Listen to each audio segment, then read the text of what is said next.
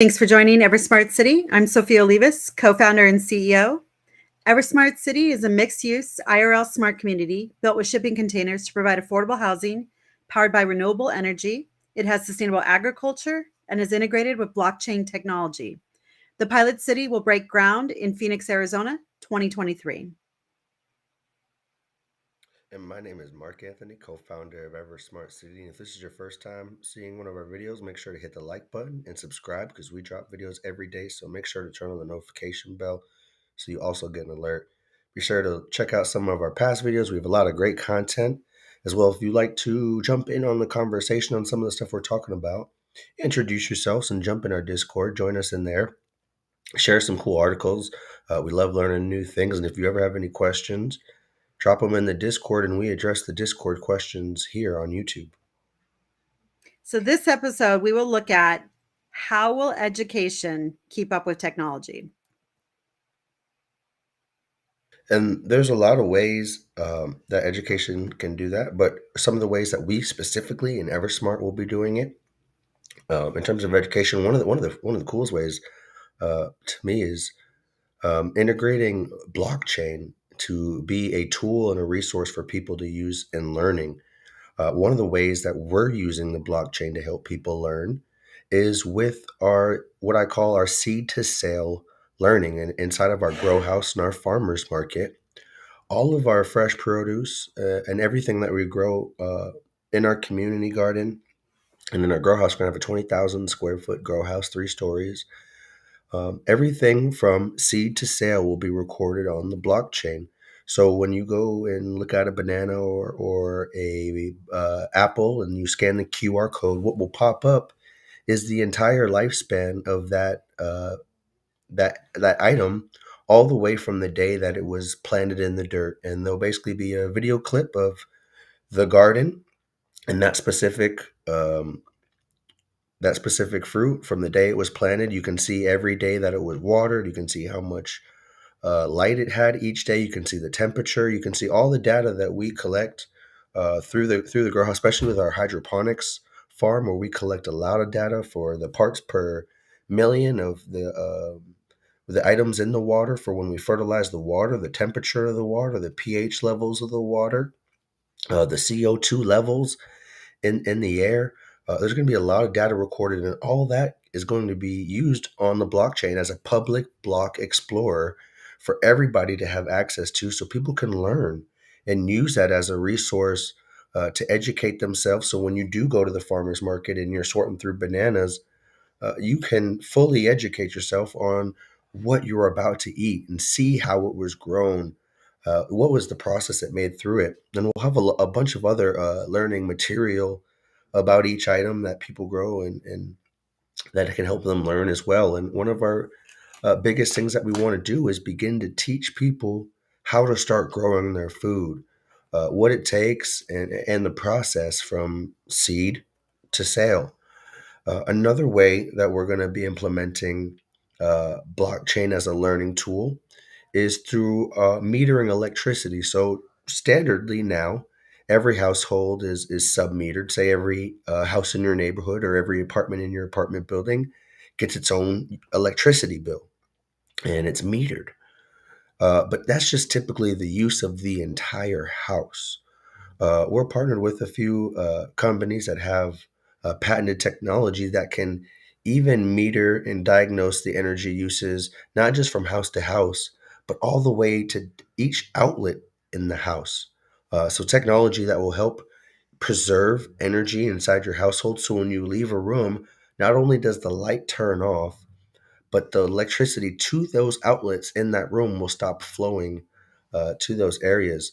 So you can use this public block explorer as a tool to help you learn more about your electricity usage and how to lower your electricity bill.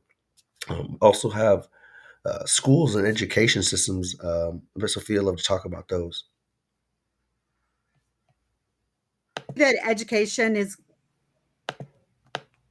the way that education is going to keep up with technology is through hybridization. So I'm looking forward to universities quickly learning from the pandemic and becoming hybrid in that they allow in person and online education. So gone is going to be the way of these outrageous out of state tuitions. They're going to be able to lower costs drastically because they're going to be able to have an influx of people come in, and they're going to be able to educate more people at one time because they're going to allow for that mixed hybrid.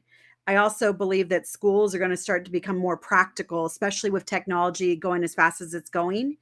It doesn't make sense, and it hasn't for quite some time, that if you're in a field that's not a direct requirement of a specific specialized knowledge, such as like a doctor, like a medical personnel, a lawyer, an engineer, something like that, an architect, right? Outside of that, if you're business, if you're arts, anything that's outside of those type of fields, you need to be as quickly as possible in and out, especially technology. Because if you wait to go and do a 4-year program, I would never hire you because your information is going to be out of date. After your first year, you're out of date. So I really believe that schools are going to catch on to this, and adopt, just monetarily, it makes sense in addition to servicing of your client, which are the students, right? They're going to start to adapt and utilize this technology and and it's already been tested through the pandemic, and it's proven to be highly successful. Schools have made more money than ever during the pandemic, the ones that switched immediately and got online and whatnot. And they saw that because there were people that wouldn't that could normally not go to school because of travel time and all kinds of situations, or their distance from, it was just prohibited because they were so much further from a school than was, applicable, that made common sense. So I really think that education is going to start to pick up and really become integrated with technology, utilizing the virtual worlds.